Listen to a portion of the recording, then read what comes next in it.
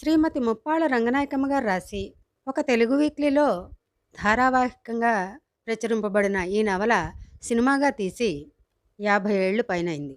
దర్శకులు అద్భుతంగా మలచగా హీరో హీరోయిన్లు అత్యద్భుతంగా పాత్రలు పోషించిన సినిమా ఇది.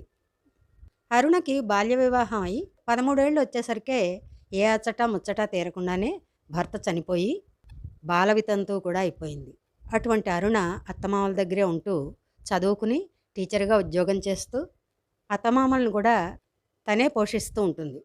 అత్తగారు గయ్యాళి, మామగారు ఆమెకు ఎదురు చెప్పలేనివాడు. జీవితం నిస్సారంగా గడుస్తుండగా అరుణకి గుండె జబ్బు కూడా వచ్చి అది రాను రాను ముదురుతూ వచ్చింది. ఆమెకి వరసకి బాబాయ్ అయ్యే డాక్టర్ రామనాథం ఆమెకి ట్రీట్మెంట్ చేస్తూ ఉంటారు. ఒకానొక సందర్భంలో జబ్బు బాగా ముదరగా మందులు కూడా కొని ఆమెకి వెయ్యడానికి వీల్లేదని అత్తగారు గట్టిగా ఆంక్ష పెడుతుంది మామగారిని. ఈ విషయాలన్నీ తెలుసుకున్న అరుణ బాధపడుతూ ఉంటుంది. డాక్టర్ రామనాథం ఓదారుస్తూ ఉంటారు. ఆయనతో తన గోడంతా తన మనసులోని భావాలని చెప్పి మరింత బాధపడుతూ ఉంటుంది. నేను దురదృష్టవంతురాల్ని, దేనికి నోచుకోలేదు. ఎప్పటికైనా నేను పునిస్త్రీగా నా అనే మనిషి చేతిలో ముఖాన బొట్టు, చేతికి గాజులు, తలలో పువ్వులు, ఇలాగా పునిస్త్రీగా నా అనే మనిషి చేతిలో నేను వెళ్ళిపోతానా బాబాయ్, నాకు ఆ తాత ఉందా అని బాధపడుతూ ఉంటుంది. రామనాథం ఓదారుస్తూ ఉంటాడు. భాస్కర్రావు ఆదర్శ పురుషుడు.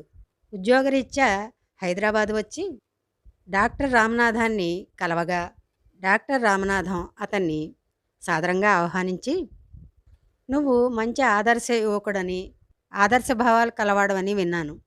నాకు బాగా తెలిసిన అమ్మాయి అరుణని బ్రాహ్మణ కుటుంబంలో పుట్టిన అమ్మాయి ఉంది అని అరుణ గురించి వివరాలన్నీ చెప్పి ఆమెకి నువ్వు కొత్త జీవితాన్ని ప్రసాదించు అని భాస్కర్రావుని కోరగా, భాస్కర్రావు అప్పటికే ఒక అమ్మాయిని ప్రేమించి ఉన్నప్పటికీ ఆదర్శ భావాలు, సంస్కారం మెండుగా ఉన్న అతను అరుణని కలుసుకుని మాట్లాడి ఆమెను వివాహం చేసుకోవడానికి తయారవుతాడు. అయితే తన కులం ఫలానా అని, తను తన కుటుంబ పరిస్థితి ఇది అని చెప్తాడు. వివాహానికి ఒప్పుకోవడమే చాలా గొప్ప విషయం అనే పరిస్థితిలో ఉన్న అరుణ ఆనందంగా ఒప్పుకుంటుంది. వారి వివాహం జరిగి ఇద్దరూ ఎంతో అన్యోన్యంగా ముచ్చటగా కాలం గడుపుతున్న, ఎంతో అన్యోన్యంగా కాపురం చేసుకోవడం, అరుణ ఒక బిడ్డ తల్లి కావడం జరుగుతుంది. ఈ లోపల అరుణ జీవితం బాగుపడ్డం తెలిసిన ఈ అత్తమామలు భాస్కర్రావు మంచితనం వల్ల అరుణ ఇంట్లో రాకపోకలు సాగిస్తారు. మొదట్లో అరుణకి ససేమిరా ఇష్టం ఉండదు. కానీ భాస్కర్రావు మంచితనం, సంస్కారం వాళ్ళకి ఆ ఇంటికి రాకపోకలు జరిగే అవకాశం కల్పిస్తుంది. మిగతా సగం రేపు చెప్పుకుందామా?